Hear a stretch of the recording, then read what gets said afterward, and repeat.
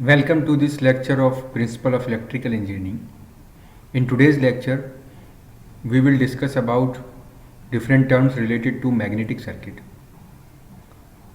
We will start with magnetomotive force.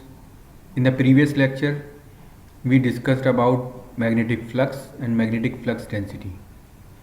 Magnetomotive force, just like in electrical circuit, we have electromagnetic force which is responsible to drive the charges through the circuit. Similarly, in case of magnetic circuit, we need a force which is responsible to drive the magnetic field lines through the magnetic circuit. That force we basically called as magnetomotive force. Although the magnetomotive force and electromagnetic force both are different forces. Okay. So we can write the definition of magnetomotive force as force that drives magnetic flux through the magnetic circuit. And if the flux is produced by a current carrying coil, then we can also define magnetomotive force as the current carrying coil having a current of I and the number of turns N. The magnetic motive force can be expressed as magnetomotive force is equals to number of turns into the current that is flowing in the coil. Let us try to understand it. Let us suppose that we have a magnetic material, that is the core, and a coil of n number of turns is wrapped on that core.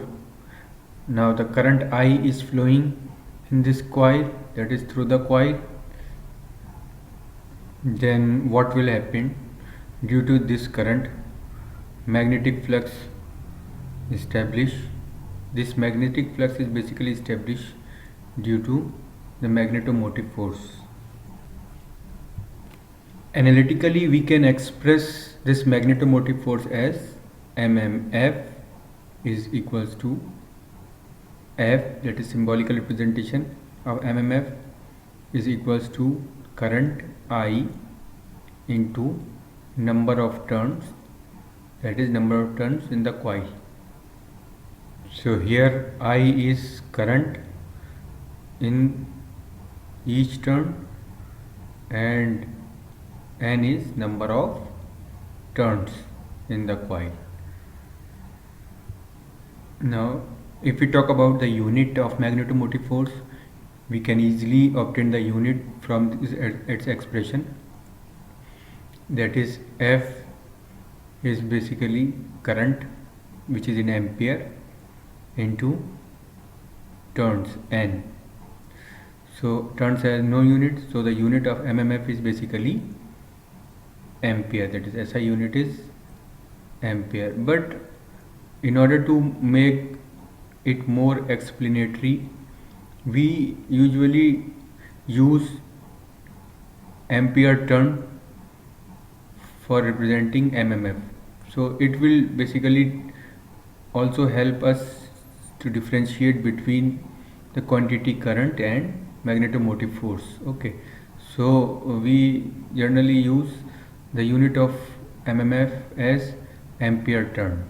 Okay, so this is all about magnetomotive force. Now we will discuss permeability, reluctance and permeance.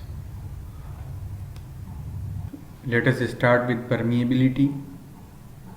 So permeability, it is basically defined as the ease with which a material get magnetized.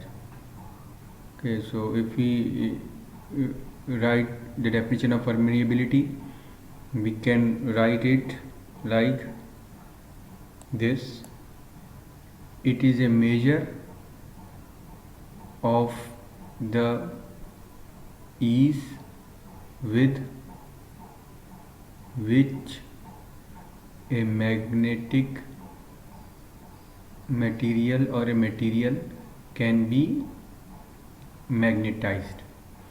So permeability basically tells you the property of a material, that how easily it can get magnetized or how strongly it can get magnetized. Okay, so let us try to understand the concept of permeability. Consider a coil like this, and we have a material whose permeability we want to discuss. So this material is placed inside a coil, that is okay, and if current I is flowing through this coil, so what will happen? This current will establish a flux in the material. Okay, and we know that if the flux increases, the magnetic field intensity increases. Okay, so if a material has a property that it supports the establishment of the flux, then the magnetic field intensity, that is B, is also increases. Okay, so we can say that if B varies, if phi varies. Okay, if B increases, and it means that phi is basically increasing. So the flux establishment through the material is strong, we can say. If this is the case, then more flux line is basically passing through that material. It means that material allows more and more flux to pass through it. So if the material is allowing more and more flux passing through it, then we can say that the permeability of a material is high. Okay, so permeability basically symbolically represented by mu, and if we talk about the permeability of a air core material, can be any material because magnetic field line can pass through any material. So if we talk about the permeability of a air core, that is mu naught. The permeability of a mu naught is constant, and it is defined as mu naught is equals to mu naught, we usually say free space permeability. It is equals to 4 pi into 10 raised to the power minus 7 Weber per ampere meter. Okay, so this is the unit of permeability, Weber per ampere meter. Sometime we talk about relative permeability. So relative permeability, that is mu r, is defined as mu upon mu naught. Mu is the permeability of a material upon permeability of a free space, and the unit of relative permeability is as it is a ratio of two permeabilities, and so there is no unit of the relative permeability. Okay, now let us have a look on the permeability of different magnetic material we discussed in the previous lecture. We will start with non-magnetic material. Non-magnetic material permeability is same as free space. For ferromagnetic material, permeability of ferromagnetic material is high. As you know that ferromagnetic material easily get magnetized, that is, they allow magnetic flux line to pass through them. Okay, so the permeability of a ferromagnetic material is high. So what we discuss in this permeability topic, we discussed three different quantities: permeability, relative permeability, and permeability of free space. Okay, so the relation between them is relative permeability is equals to permeability upon permeability of a free space. Okay, you should remember this expression, and you know that permeability of free space is 4 pi into 10 raised to the power minus 7 Weber per ampere meter. Okay. Now next we will discuss reluctance. Reluctance, as name suggests, it is basically the opposition that magnetic field establishment faces when it passes through the magnetic circuit. It is very much similar to that the resistance in a electric circuit. Okay. So if we write the definition of reluctance, then we can say reluctance is basically the opposition offered by a magnetic circuit or a magnetic path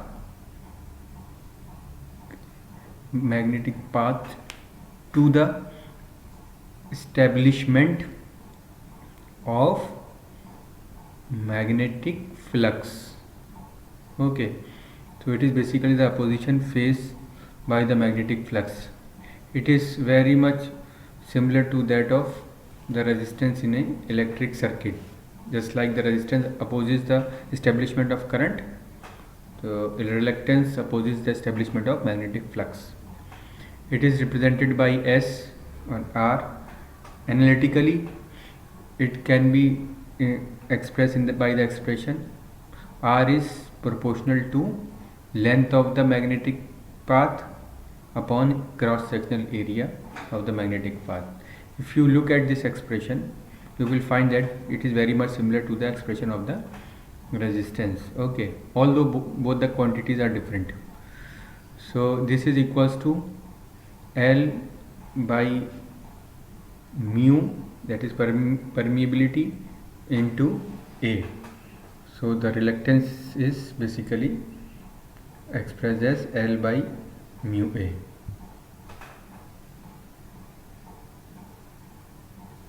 Now the third term we discuss is permeance. Permeance is basically the reciprocal of reluctance. Just make the spelling correct. Permeance. Okay.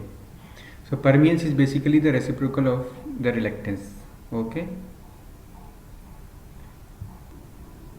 So we can express permeance as permeance is equals to 1 over reluctance. Okay, because it is a reciprocal of reluctance. Okay, and we know that the reluctance is equals to L by mu A. So the permeance will be mu A upon L, and the unit of permeance, you can obtain the unit of permeance from the expression. It is Weber per ampere. Okay. So this is all about permeance. Now we will discuss the next term, that is magnetic field intensity. Magnetic field intensity is symbolically represented by H, and it is defined as the ratio of magnetic field density B to the magnetic material permeability. Okay, so it is defined as H is equals to B upon mu, and its unit is ampere per meter. Okay, so if this magnetic field intensity is basically, magnetic flux density is basically due to a current, okay, in the coil, and we can express H as H is equals to, you can write H is equals to, in place of B you can write mu I 2 pi R into 1 over mu, or I 2 pi R, where I is the current flowing in the coil. Okay, and R is basically per unit length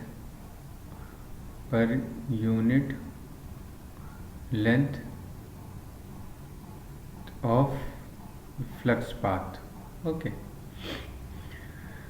so another interesting relation we can obtain between magnetic field intensity and MMF as now what we have is we have H is equals to I upon 2 pi R, and if the number of turns in the coil is N, then I is equals to I into N. Okay, so H is equals to Ni upon 2 pi R, and Ni is nothing but MMF. So MMF upon 2 pi R. So H can be expressed as MMF upon 2 pi R. So another important thing we get from a magnetic field intensity is it gives us a relation between magnetic field intensity and magnetic flux density B. Okay, just we discussed earlier, and this relation is basically H is equals to B by mu. Okay,